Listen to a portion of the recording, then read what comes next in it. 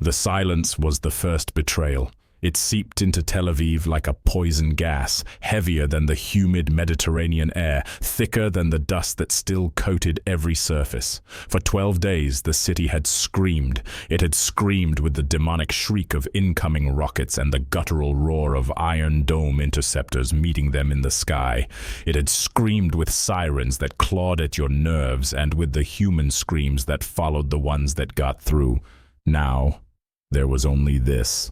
A brittle, waiting silence, the kind of quiet that feels loud. I sat in my rented apartment off Dizengoff Street, the screen of my laptop a merciless white rectangle. The cursor blinked, blinked, blinked, a tiny, rhythmic heartbeat in the corpse of a city. My fingers hovered over the keyboard, useless. How do you write the obituary for a war when both sides are busy planning the victory parade? My editor in New York wanted 1,000 words on the ceasefire. A neat little package of analysis. Geopolitical chess moves, strategic gains and losses. I had nothing but the taste of ash in my mouth and the phantom vibration of explosions in my teeth. The coffee maker on the counter gurgled, a sound so aggressively normal it felt like a personal insult. I poured the black liquid into a chipped mug, the steam curling up to fog my glasses. Outside, the sky was a bruised purple, the first hint of dawn, a false dawn. It felt like the world was holding its breath, waiting for the other shoe to drop, or in this case, the other missile. My phone buzzed on the table, a single sharp vibration. I knew who it was. The app icon was a generic gray key, no name attached. I tapped it open, encrypted. The message was from Farideh. A single photo loaded first. It wasn't graphic in the way the networks defined graphic. No blood, no visible wounds. It was worse. It was a small soot-stained hand, fingers slightly curled, emerging from a mountain of gray pulverized concrete. The hand of a child. It was still wearing a thin silver bracelet with a single blue charm. In the background, out of focus, a man was on his knees, his face buried in his hands, his back shaking with sobs that I couldn't hear but could feel in my own chest. The text came a second later. "They are calling it a victory here, a great resistance. The president will speak soon. He will tell us we made history. Tell me, Alex, is this what history looks like?" I didn't reply. What could I say? My fingers, which could type 100 words a minute about troop movements and missile specifications, were paralyzed. I took a long swallow of the scalding coffee. It burned all the way down. Good. I deserved to feel something burn. The war had started, as it always did, with a single, arrogant headline. It had been a Tuesday. I was in a cafe in Jaffa, the old port city, trying to feel like a normal person. The sun was warm, the smell of fresh bread and salty air was intoxicating. People were laughing, young tech workers with their laptops, old men playing backgammon, tourists taking pictures of the clock tower. It was a perfect, fragile bubble of peace. Then my phone lit up with a news alert. Israel had launched Operation Rising Lion, a series of surgical strikes deep inside Iran. The official line was a preemptive move to neutralize an imminent nuclear threat. They used words like decapitation and neutralization. Clean, sterile, corporate words for blowing human beings to pieces. The first reports were a blur of military jargon. UAVs, bunker-busting munitions, special forces on the ground. They claimed to have hit the Natanz and Fordow nuclear facilities. They claimed to have taken out key commanders of the Revolutionary Guard. Prime Minister Netanyahu's office released a slickly produced video package showing night vision footage of explosions, set to a triumphant cinematic score. It looked like a trailer for a summer blockbuster. Iran's response was not long in coming. It wasn't surgical. It was a scream of pure rage. The first sirens went off in Tel Aviv less than 6 hours later. I remember the sound. It started low, a mournful wail that grew until it was a physical pressure against my eardrums. The cafe emptied in seconds. The beautiful bubble burst. People ran, their faces masks of practiced panic. This was a drill they had lived their whole lives. I ran with them, my heart hammering against my ribs. Down into the mamad, the reinforced concrete safe room in the basement of my apartment building. It was crowded and smelled of fear and sweat. My landlord, Shay, a retired army officer with eyes that had seen too much, was there, calmly directing people. A young mother was trying to shush her crying baby. Two teenagers were scrolling silently on their phones, their faces illuminated by the pale blue light, looking for news of friends, of family. Then came the boom, not a sharp crack but a deep resonant thud that vibrated through the concrete floor, up my spine and into my skull. A woman gasped. The baby's cries turned into terrified shrieks. The lights flickered, then held. That was the first of 200 missiles aimed at Tel Aviv alone. For 12 days, life was measured in the intervals between sirens. We learned the different sounds. The high-pitched whistle of a rocket, the strange, almost gentle pop of an Iron Dome interception high above, a deadly firework display against the night sky, and the other sound, the one we all dreaded, the wet, final thud of an impact, the sound of failure, the sound of death. On the third day, a missile slipped through. It hit a residential building in Holon, a suburb just south of the city. I went there. The press pass around my neck felt like a lead weight. The scene was apocalyptic. One side of a 5-story apartment building was simply gone, sheared off, leaving the inside exposed like a grotesque dollhouse. A pink-painted bedroom with cartoon characters on the wall was open to the sky. A kitchen table was still set for dinner, covered in a thick layer of gray dust. Firefighters were pulling bodies from the rubble, motionless forms covered in white sheets. I saw a man, his face a canvas of grief, holding a single small sneaker. He just stood there staring at it, as if it held the answer to every question in the universe. I took a picture and immediately hated myself for it. This was my job, to catalog misery, to turn a father's private hell into a consumable piece of content. That night, Netanyahu went on television. He stood at a podium flanked by Israeli flags. His face was grim, determined. "Operation Rising Lion is a victory for life," he declared, his voice ringing with conviction. "We have eliminated 2 existential threats. We have destroyed the infrastructure of terror. This was a war we did not want, but a war we were forced to win. This victory is worth generations." He spoke of the diplomatic campaign of former President Trump, crediting him for laying the groundwork. He spoke of surgical precision and moral clarity.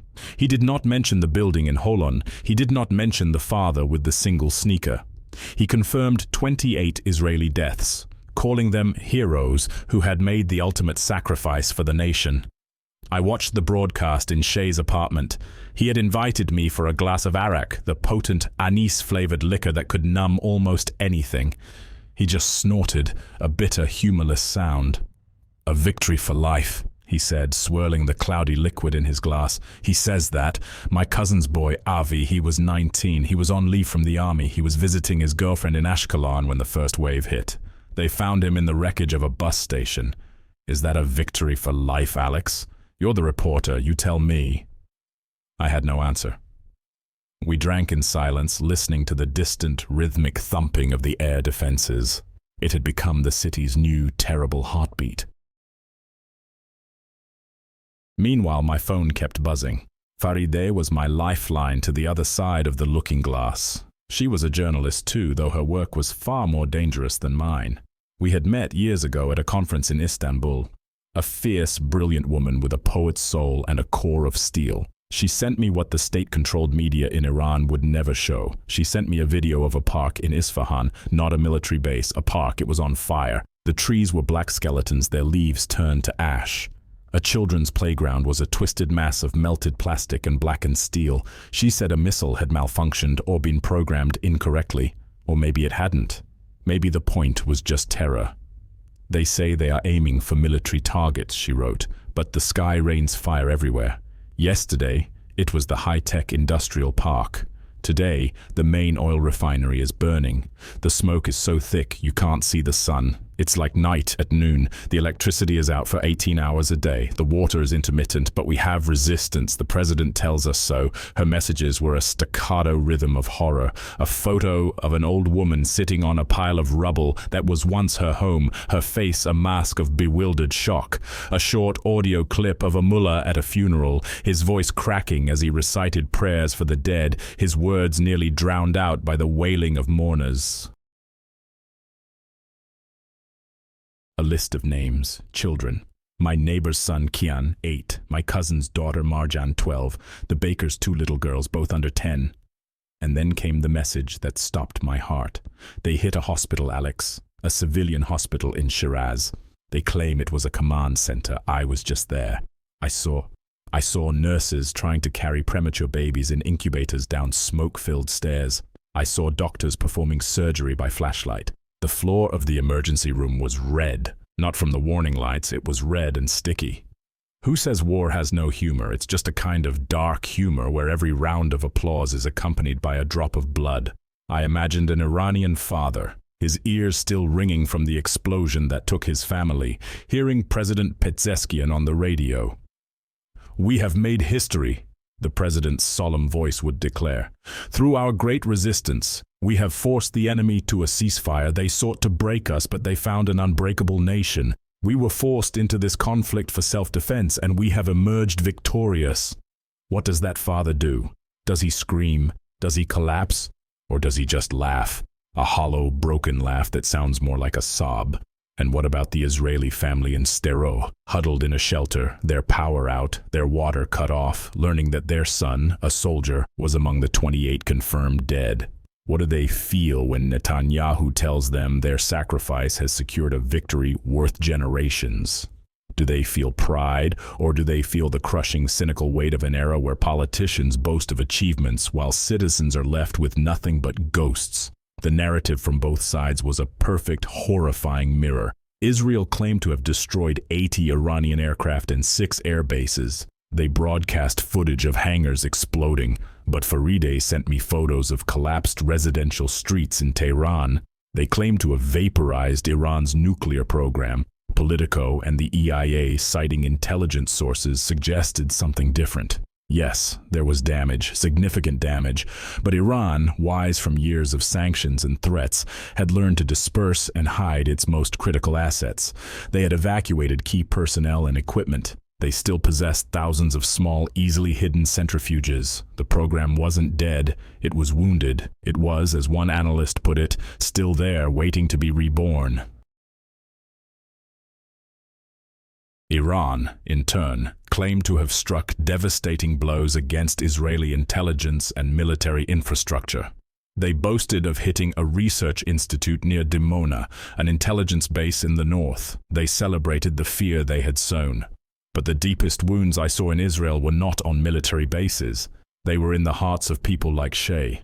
They were in the empty chair at a family dinner table. This wasn't a war. It was a deeply entrenched mutual retaliation, a bloody cyclical argument conducted with high explosives. The leaders acted as if they were playing a game, moving pieces on a grand board, and when a piece was lost, they would solemnly declare its sacrifice a noble part of their winning strategy. But we weren't pieces. We were people, and we weren't being sacrificed. We were being kicked off the planet by men who only valued the word victory. This dance of the double victory was an old one in the Middle East. I had covered the 2006 war with Hezbollah. When it was over, downtown Beirut was a crater and southern Lebanon was shattered. But Hassan Nasrallah stood before his followers and declared a divine victory. Israel, having lost over 100 soldiers and failed to crush Hezbollah, also claimed it had achieved its strategic objectives, restoring its deterrence. I covered Gaza in 2014, 51 days of hell. Over 2,000 Palestinians dead, the majority civilians. 73 Israelis dead, mostly soldiers. The rubble was still warm when Hamas held parades, celebrating their victory of survival and resistance.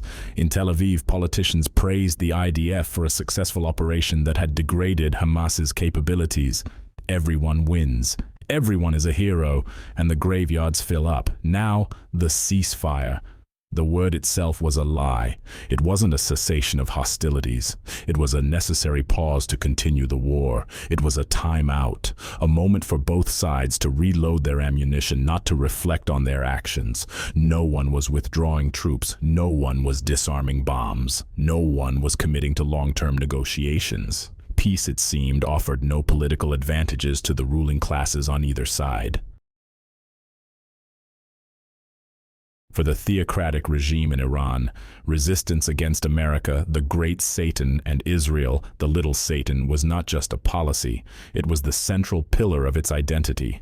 It was deified as a divine mandate, the very reason for the Islamic Republic's existence since 1979. To make peace would be to betray their own revolution. It would be to admit their entire political system was built on a foundation that was no longer necessary, so the conflict had to continue. The enemy had to remain at the gates. For Israel, the story was different, but the conclusion was the same.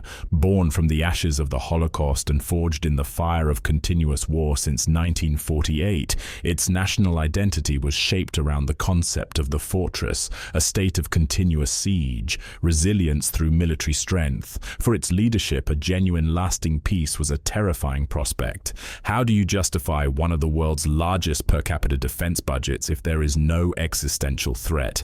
How do you maintain national unity, a unity forged in shared fear when that fear is gone? How do you control public opinion and distract from domestic problems without an external enemy to rally against?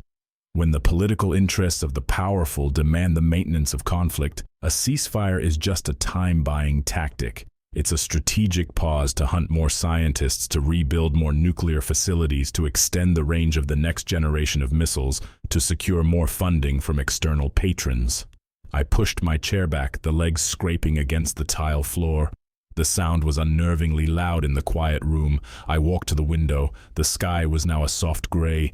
I could see people emerging onto the streets, tentatively at first, like creatures coming out of hibernation. A man walking his dog. A woman carrying grocery bags, life trying to reassert itself, but it was a fragile, nervous life. Everyone flinched at the sound of a car backfiring. Every shadow seemed to hold a threat. This was the real cost. Not the billions of dollars in destroyed infrastructure, but this. The poison in the air. The fear that had seeped into the soil. The water shortages, the closed businesses. The children who couldn't go to school because they were too terrified of the sky. The most cynical humor of modern warfare is this: the more people die, the easier it is to declare victory. A small skirmish with few casualties is a political embarrassment.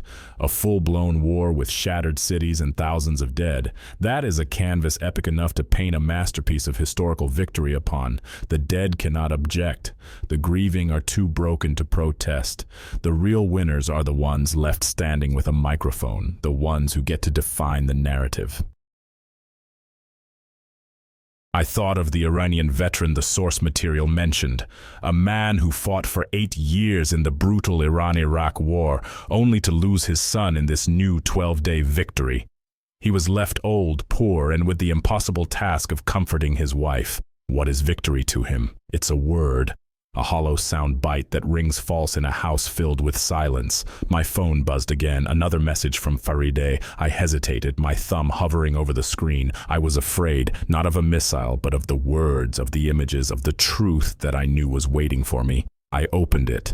It wasn't a photo of rubble this time, it was a short video, shaky, filmed in what looked like a morgue. The camera panned slowly across a row of bodies on metal tables, each wrapped in a white shroud. The text that followed was just a few lines. Alex, the little hand with the blue bracelet. The man who was crying, that was my brother. The hand belonged to my niece Yasmin. She was 6. My brother is gone now too. He went home and the grief was too much. I am sending this to you because I cannot stay here. They will come for me. I am leaving. I don't know where I'm going. Don't try to contact me. Just tell the story, Alex. Tell them what victory really costs. The video file disappeared from my phone a moment later, deleted remotely, wiped clean. As if it never existed, as if Yasmin and her father never existed. I sank to my knees on the cold tile floor. I didn't cry, I didn't scream. I did the only thing that felt appropriate. I started to laugh. It wasn't a happy sound, it was a dry, rasping, bitter laugh that tore at my throat. It was the laughter of a man who has stared too long into the abyss and has seen it not just stare back, but wink, as if sharing a private, terrible joke. In a world where victory is measured in press releases and truth is buried under rubble, this bitter laughter is all that's left. It's the final sound we can make before we crawl back into our shelters, before we hide from the sky, waiting to see who will be the next to claim a glorious historical victory. The laughter echoed in the silent apartment, a soundtrack for the end of the world. Or perhaps just for the pause before it starts all over again. I stood up, my legs shaking. I went back to the laptop. The cursor was still blinking, patient, waiting. I placed my fingers on the keys, and this time I began to type. I would not write about the ceasefire. I would not write about geopolitics. I would write about a small, soot-stained hand and a silver bracelet with a single blue charm. I would write about the real price of victory. The sun was fully up now, casting long, distorted shadows across the city. It looked like any other morning, but it wasn't. It was the morning after. The morning where the survivors learned to live with the ghosts. I kept typing, the words flowing now, fueled by coffee and grief and a rage so cold it felt like serenity. Each keystroke was a small act of defiance against the silence, each sentence a monument to the forgotten. Outside, a car horn blared, and for a terrifying second my entire body tensed, ready for the siren's wail. It didn't come, not yet. The silence held, for now. But I knew, and Shay knew, and every single person in this city and in the cities of Iran knew that the silence was temporary. It was the deep breath before the plunge, the quiet moment when the conductor raises his baton just before the screaming starts again. And somewhere in a polished office in Tehran and a secure bunker in Jerusalem, two men were looking at maps, their faces grim and satisfied. They were the victors. They had the flags and the podiums and the microphones to prove it. They had won, and we, the living, had lost everything.